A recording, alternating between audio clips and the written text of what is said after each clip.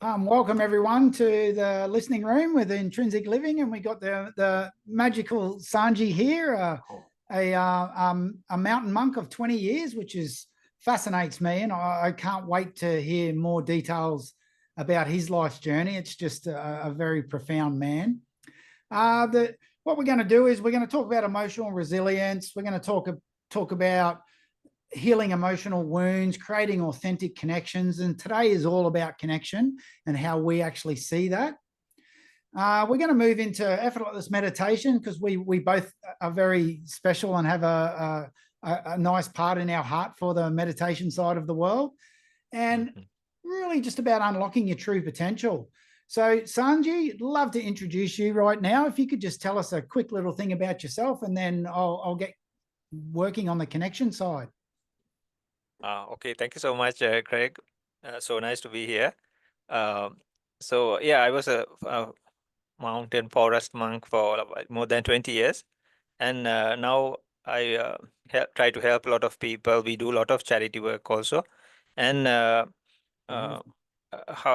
as a meditation teacher, and many things are happening. We even are involved in things like suicidal preventions, building up lives, and so many things we do, and we do many charity work in many places. So it's a blessing to be here. So thank you so much, Craig. Oh, excellent. I'm so happy to have you here with us as well. Really looking forward to this series, doing it together. Yes. Now, today's topic and theme is really about connection. And I think it's just a really great way to bring yourself inward, because I'm all about the inward stroke and talking about and feeling it and the emotional resilience of it all. That's where my work is. And we do healing as well. So we do a lot of that, but I know that's your forte there. But from a connection point of view, it got me really wondering about what really is connection. And one of the things that I see is, and my belief is, we were born with it. It's not something that we have to learn. It's not something that we have to go and get. But what we do is, over time, we lose it. We lose that ability to connect. We just get caught up. And I like to say it as we get caught in the head and we start to worry about things. The stress comes in, the anxiety moves in, but we actually lose that true connection. And from my perspective, to actually have it, you must connect with yourself first. You heal yourself. And then you connect on a much deeper level to the outside world. And that's when life can become bigger than what you are. And you sort of move from that individuated self to that transpersonal self. And your purpose changes. You actually get your purpose. Your passions come in, because it's not just about you. You sort of dissolve the egos. The identities don't mean as much. And you just find that you sort of connect more with yourself. So you're not rattled. You're not thrown out by people. If someone doesn't like you, you can take that on, but it doesn't stop you doing what you're doing. And that's the key thing to it. So I look at it as though when we're born, we are born connected. It's exactly how we come into this world. So when we're in the womb, we're connected. I mean, we can't live without being connected. And then we're at the mercy of who that is, the carer that comes to us first. And this is before, when we're inside the womb, and then we're born. And then generally we're handed I have 3 children, so I'll do this firsthand, as in what happens to me is the baby comes out and then it's whisked away by someone. And that's connection as well. So how you relate to that right from the beginning of those carers that are firsthand onto you is really how it can start to sculpt and how you will be conditioned a certain way in life. And that's a connection itself. So that's connecting with someone. And then when you're a child, you don't really have that logic where you can say, oh, hi, that's Sanji, and that's my dad over there. You don't know. It's just, you just connect. You have to feel it. It's very emotional. And that emotion is stored in images in us. And that's what really keeps us connected to the world. And that trust comes in, the resilience comes in. There's so many different aspects of life that come in from connection. And then you can be connected to an environment. You can be connected to so many things, even to the point where it's a one-way connection. As in, I might feel a connection to you, Sanji, and you may not feel it with me. But that doesn't mean I wasn't connected. So it's really internal. It's a very internal, personal belief system that connection comes with. And it allows you to move beyond the realms of just what your mind's telling you. You can feel those connections. And I've walked into rooms before and I've felt connected in that room before I met a person. And I've walked into rooms before where I think, oh, I don't know if I really want to be in this room. I may stay or I may go. But it's that real connection that you get, that intuition, or I like to call it that intrinsic value that you have, where the mind's not driving it, it's you're feeling it. And that's where the emotions really come from. And that's what I really value in my work. So I work with the leaders and the coaches and the high achievers in doing that. And I really like to draw on that point there is where it starts with connection. It starts with connecting to yourself. And how you connect to yourself is how you are portrayed out there to your team or your workforce or your family or your friends. That whole connection really comes from you first. And then you have the other side where people connect with you. And that's how you can receive them. And that's a whole different avenue as well, but it's all connection. And that's what I love about the connection side of it, because it works the same in your own inner self. And it works the same in work. You can relate them very, very much to be the same. The same principles apply, but it must come from within. I'm a heart leader, so I want to work there. So when you come from the heart, the authentic side of you starts to come out. And that's when your superpower starts to come. But a lot of people can't connect on that level where they're worried about what someone's going to think, or they're worried about what they'll look like, and they don't connect. They actually break the connection. And that's, to me, where the world needs to work. And from a perspective of work, well, most of us do need to go to work. So you want to connect to it. It may be a means to an end, but you still need to connect. A strong driving force forward. Yeah? You don't have to take bows and arrows and start shooting around, but it's an example, like you pull it backwards, but then there's a very powerful force that goes forward, no? So likewise, a retreat means there are so many nice locations, even meditation centers for that matter, or just to be with nature in a safe location, just do the background check and all, and it's nice to be, no? Wow. This blows me away. It really, really does. It's I find it fascinating though. I just want to learn more. It's something I'm compelled to learn more about it. I'm quite neutral on all those things, but this is I'm drawn to this for some reason. It's I guess it's let's open it up to some of the people in here. So Paul, Sure. would you like to take yourself off mute, mate? Yeah. Yeah. Buddy. How you going? Thank you for coming. I really do appreciate it. Yes, sorry, I'm a bit late. Oh, that's okay. Hope you get some value out of it. It's so we're talking about connection today. So would you like to express what connection is to you and like what it actually means? Yeah, okay, sure. Connection, I guess, is when you get down to it, for me, is comfort. If you're connecting with somebody, it would be a feeling of comfort and trust. So I'm having a little trouble with the internet. Sorry. Okay. Yeah. So on a personal level, it would be being enough to be real to yourself and being real to those around you is when connection forms. Otherwise, for me, I'll put up a wall, and things don't really become something that's inherently me. It becomes more of a performance than an actual connection. Connecting with myself, being honest with myself is the other form of connection, where I can actually allow myself to be honest and open, and not put on a fake show, to be connected truly with myself. Outward connection is one thing, but the connection within yourself, as one, is probably almost as hard as forming a connection with someone else, is actually forming that connection with yourself, to set your boundaries, to stick by them, to not bend to the rules, to not conform to what you think you need.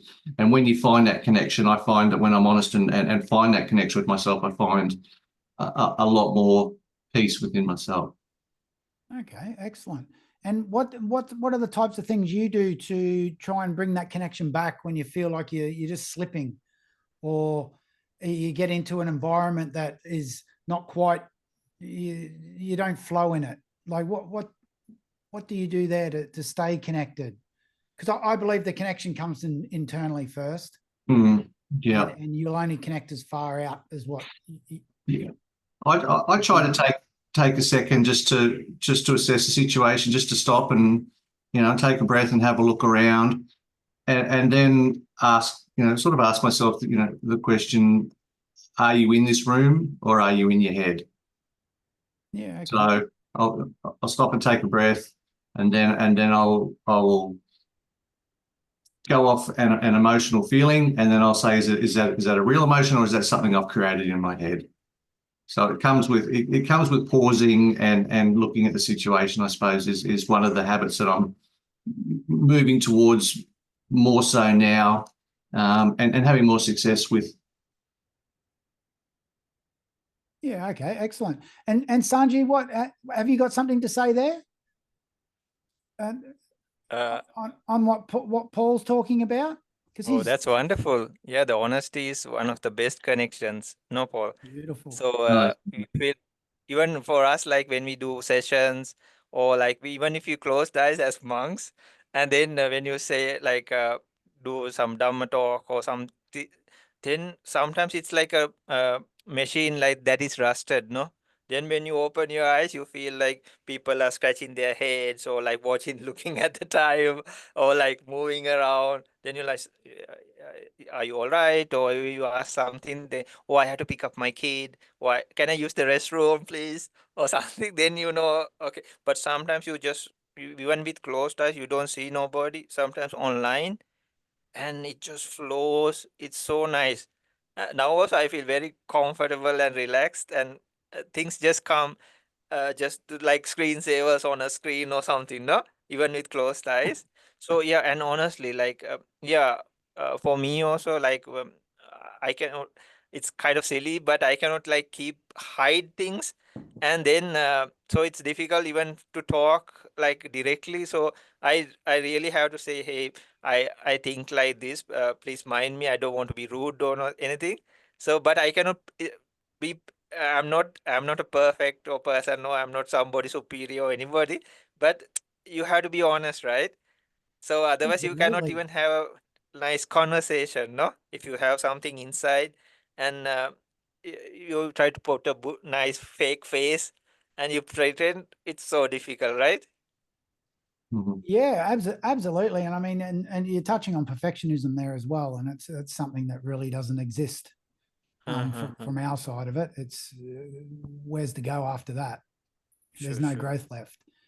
It's so, but it can also heavily beat you up. So it can create, well, I guess, a disconnection. If there's a connection, there's definitely a disconnection as well, and it can all become the same thing.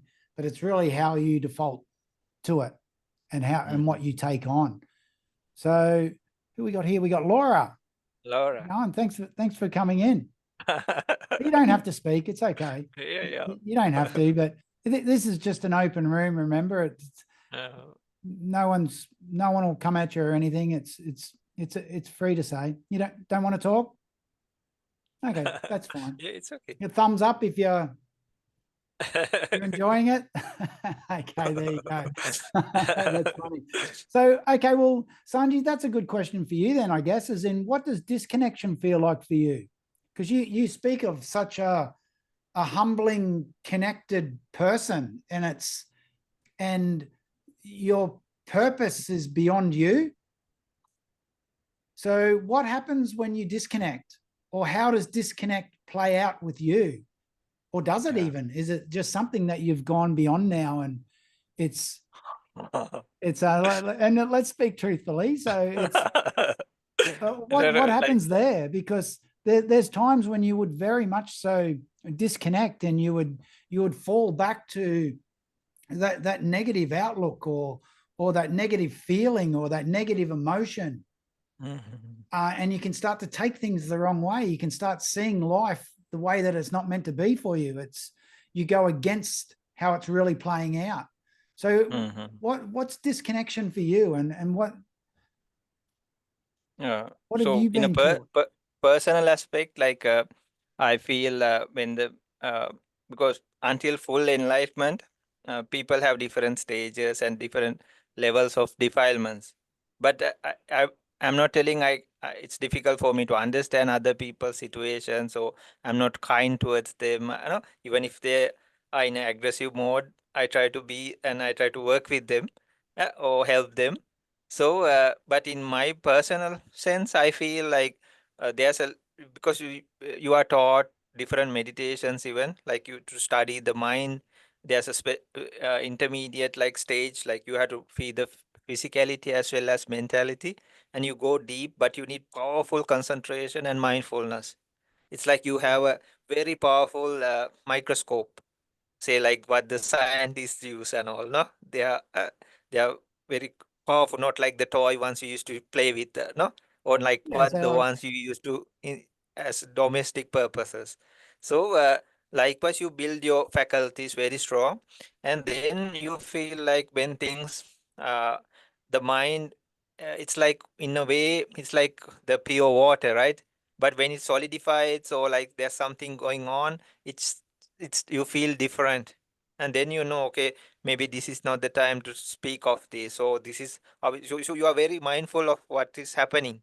Uh, so in other people's perspective outside, uh, a proper connection, you can feel it afterwards from mind to mind also, and within that environment also you feel connected, and sometimes you don't, right?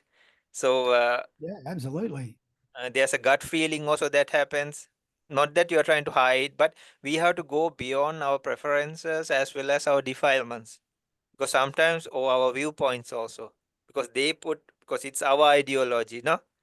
So there are sometimes we have to make some preferences in the uh, uh, regardless of in the regard of goodness, or even protecting ourselves, no?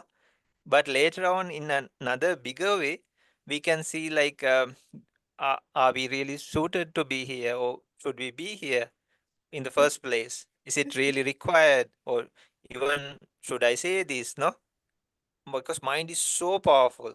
When you make it, uh, take it to the next levels, it can do so many things, and you can rethink something even before telling, like even hundreds of times. Yeah, Really, you can say, you and can then you can definitely get caught in analyze it. from different angles, and then see like, okay, should I say this? So the proper connection towards the mind and all, I feel like more away from the defilements and the negatives. I feel that is the true nature. And within the environment also, when everybody is like in a very open way and very connective way, like you feel, no, like when somebody's pretentious, no, Oh all, yeah, for and sure. then Yeah, but when they can't are hide in it. their natural state, even in a very sad scenario, so sometimes they are very honest, and like, uh, so then you really start feeling it, or you can hear it and no recognize it. uh, so that makes me like inwards as well as outwards, very connected. Yeah, there's a lot of layers in that. So you've got you're talking about yourself there, right? And then you come across someone, and there's a whole new layer to that again, is because if you feel that connection and that person's not feeling that connection, Sure, sure. yet you both need to exist there. Mhm. What's your belief system around that? As in, do you stop judgment, or do you just let it be, or do you go to your own place and No, no, we and definitely allow have that to. connection to just be what it is? Yeah, yeah. In a, like a, if there are people or two people, or if I'm trying to help somebody, I surely there were teachers like they said, like, not that we are in such a higher place or anything. If they are in some difficult scenario, they said like the best thing, if you can put yourself into that situation or level and just try to take them, grab them by their hands and slowly walk them to a better place or better state or Yeah. even higher, no? So in a common ground, sometimes we have to adapt and adjust and do and understand. Surely the judgment has to go away, but we can decide, no, is it helpful for this person or is it harmful? In that aspect, we can think, no, but we don't try to condemn nobody. So there were people who had done crimes in their life, even in addictions, some big mistakes in life, but we come to a common ground. Okay, we are all humans, we all can make mistakes, no, and everybody they can make themselves better, or even saints for that matter, no. There was a nice story, Yeah. like a saying that every saint had a past, every villain has a future. It's very nice, right? Yeah, well, that's a beautiful way to look at it. It's I uh, think you're drawing towards empathy here, as yeah, in yeah, being able sure. to put yourself on their level. So as much And, as you can detest what they do, but you can uh-huh. still understand that something must have happened in their life to make them be Sure, like sure. that, or to make them make those decisions. Uh, Um, and Craig, you are a great coach. Please add your viewpoints and your experiences with people whom you met. Okay, well, definitely, I'm never shy of talking, but it's I believe on that level there is you're moving into, it's still connection. Okay, there always has to be connection. So to have any type of empathy or even compassion, you've got to have a connection, and Sure. you've got to be able to come to their level. And you need to sit with them in their space, and that means you can't judge. As soon as you come in the judgment side, it becomes a one-sided matter, as in someone's better than the other, or someone knows more than the other.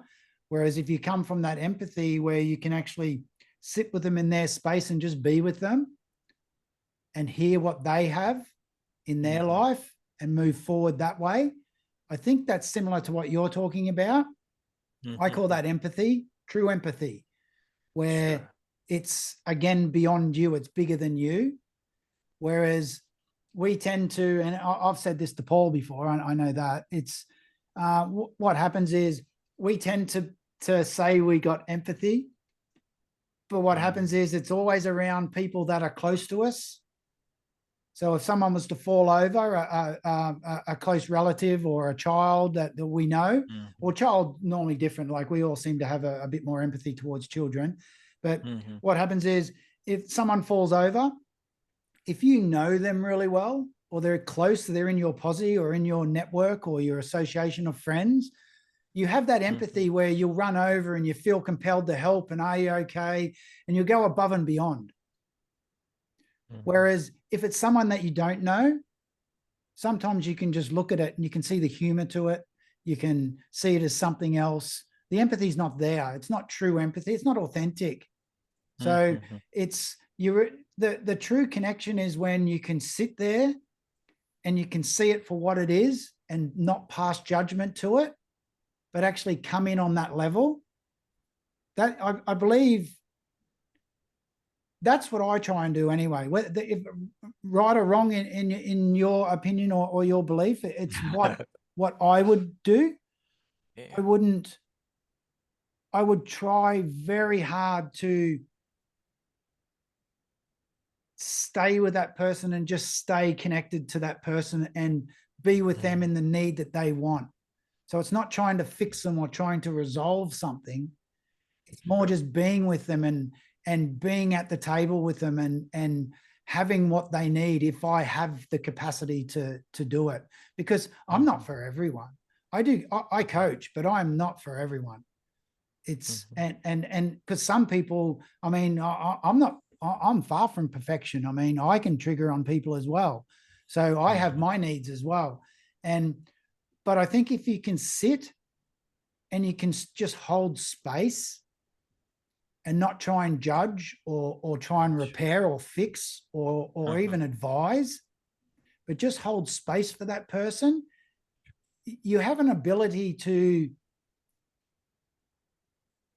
just exist with them and be with them. And that can be such a powerful way to move forward. That's a connection, and that can be done without touch, without voice. It can just take place. It's happening around you at the time. And I think that's what I love about connection. It's everything, to me, everything has two sides. But it doesn't mean that you have to connect with that other side. Is because it's not black and white.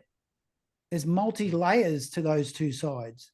And there's four of us in here at the moment, and we all may be having very different thoughts about what's happening and what we're talking about here. So that's not a two-sided coin. It's a multi-layered. We're very complex people. And connection is very, very complex. So I think the faster you learn to connect with yourself, you can then connect better with someone in need. Otherwise, you'll go in with your value. And sometimes that value is just not for them. And that value is not helping them. But you'll push that value is because that's what you know. Whereas, in other words, listening, you become a very good listener. You need to learn to listen instead of speak. And sometimes just sitting with someone and not saying anything is the best advice you can give. So because true. they just need someone to know that they're not alone. There's someone there to hold space. And I think that's a real powerful way to look at connection. It doesn't have to be with another person. It could be, like you said earlier, is you go and you might just hug a tree. Well, I used to get called a tree hugger many years ago. Work I went to, I used to be connected in there. I used to love it in there. I loved the people. I didn't love what I did, but I loved the people. And I felt really connected with it. And a lot of people used to say a lot of things to me, and I would never repeat it to other people. And so I just let them say it. They needed to say it at the time. So I just listened and moved on at the end of it. And I think that was a really good grounding place for me to learn those skills. And then obviously then going through meditation training and meditating myself every day, you start to really connect on a whole new profound level. It's very different to when you don't. And it's a great energy source to bring to yourself and to allow that platform to actually take place. And that platform is any other way that connection will take place. It's just an open platform. I guess that's how I would explain it. Hopefully I answered your question there, Sanji, because very nice. I tend to move around. It's and what is anyone like to contribute to that, or have anything recently popped into your head that you'd like to talk about? If you had to tell someone who's not connected or not present, totally random, and you wanted to give them a fast track course on, hey, this is how is a good way to become more connected in your daily life, what would you suggest? I'll start there, and then Sanji, I'd love to hear your answer on that. No, please. For me, and we've sort of got to wind this up in about 5 minutes, if that's okay. So I'll be quick and I'll let Sanji ride this one out. To answer your question there, Paul, is I believe the best thing to do is to sit with them and let them take that path. You're not there to fix and resolve and to teach in it. You're there to be with them and in their capacity. So by just being with them and asking them as simply as in, are you okay? A simple measure like that instead of throwing advice, because you don't know what you're going to go swimming with. But if you're both floating in the water, you're both at one with the water. You can both drift with the tide, you can drift with the wind together. But if you go in saying, this is what you need to do, this is how it is, it's like if you swim up to someone who's having trouble in the water. The first thing they'll do is try and save themselves and drown you. Did they mean it? No, they didn't. But it was just taken the wrong way. Well, the connection didn't take place. It became more survival. So I guess there is in, you just learn to be with them and let them take control of what's happening. And if they ask you, well, then you have the open invitation to actually do it. Or you ask them, is it okay? But to just run in and do it, my opinion is, I think I don't know if you're always serving the right purpose by doing it. What do you say, Sanji? How can you take us out on this? I'll take the same example what you said, like if two people are in the water, so it's nice, very nice. So we can grab them by, I don't think you will be able with me, but maybe by the hair. And then maybe grab by collar or something, yeah? Yeah. And then, yeah, then you don't have to drown because there's a way of reaching. And or you can say, hey, like float, like move your hands. No, don't like, or do as such. So likewise, you can, like you said, if you try to jump in and then sometimes they drag you down Yeah. with themselves. So you can be far and say, try, make like a guidance for them. Or if things are becoming difficult, like people like, you throw like a life jacket or a float or something. And not only that, you can say, hey, why don't you like move your hands in some sequence, keep a float, or slowly move towards that direction.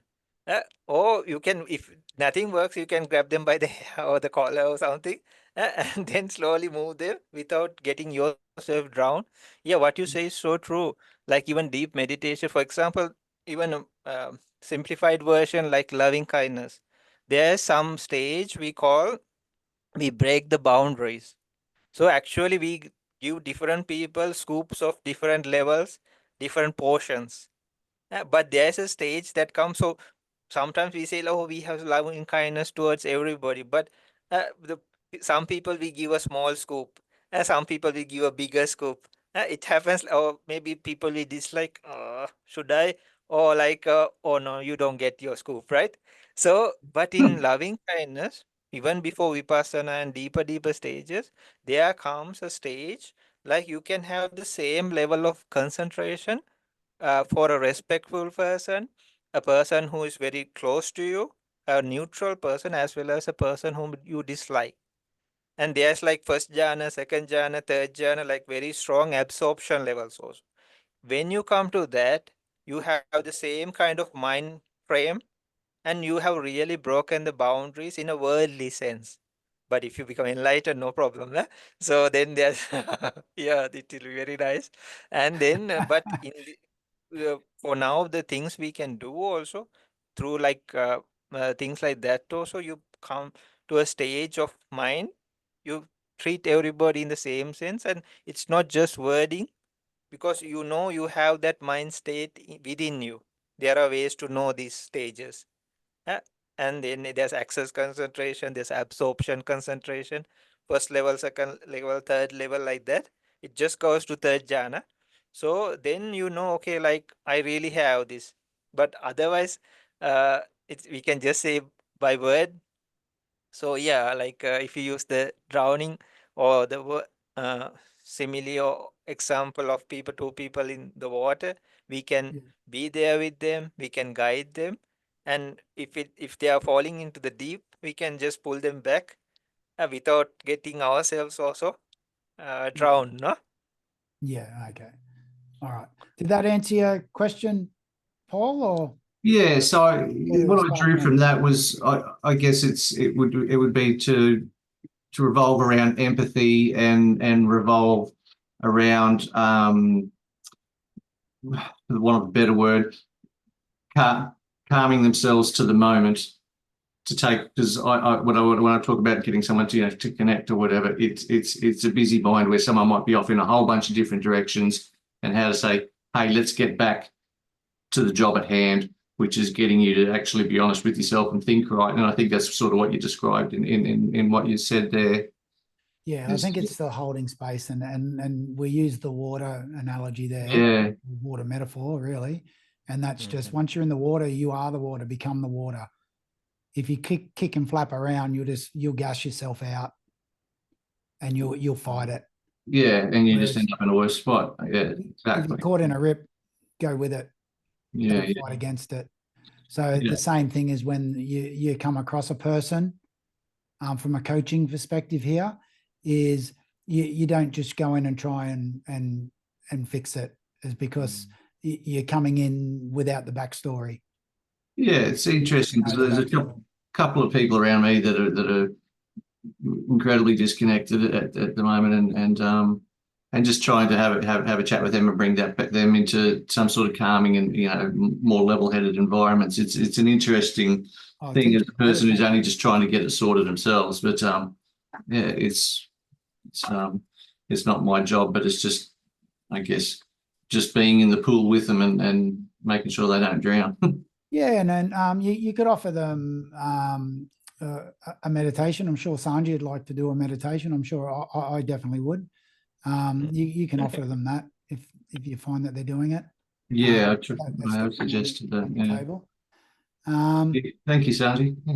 Okay. But yeah, and Laura, is there anything? Would you like to say anything? You don't have to. It's all good. No. Okay. Happy. Sign language.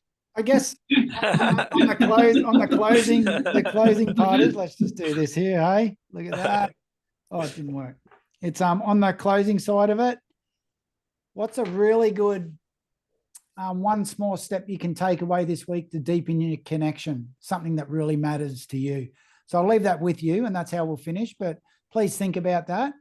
So what's one thing you can do to actually deepen a connection for you in whatever capacity that is, whether it's with yourself, with someone else, a work colleague, or it just could be someone that you've never spoken to before, or someone that you see on the street, like an act of kindness. So just think about that and see how you can deepen yourself on that level. And I'd love to just thank you everyone for coming today. I really do appreciate it. Sanji, thank you so much. You're an amazing co-host, mate. A lot of wisdom in there. I'm really looking forward to learning more.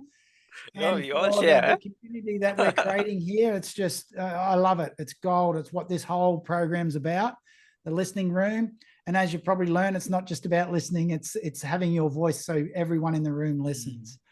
So the more you talk, the better, which is great. And sometimes we understand that's difficult to do, but the idea of it is it's a safe space. So we'd love to see you back next Tuesday at 6:30, and we'll talk about compassion. So we'll see you then. So thanks for coming. Okay, thank you so much. Have a great day. Bye. Thanks, everyone. Bye-bye. Okay, see you.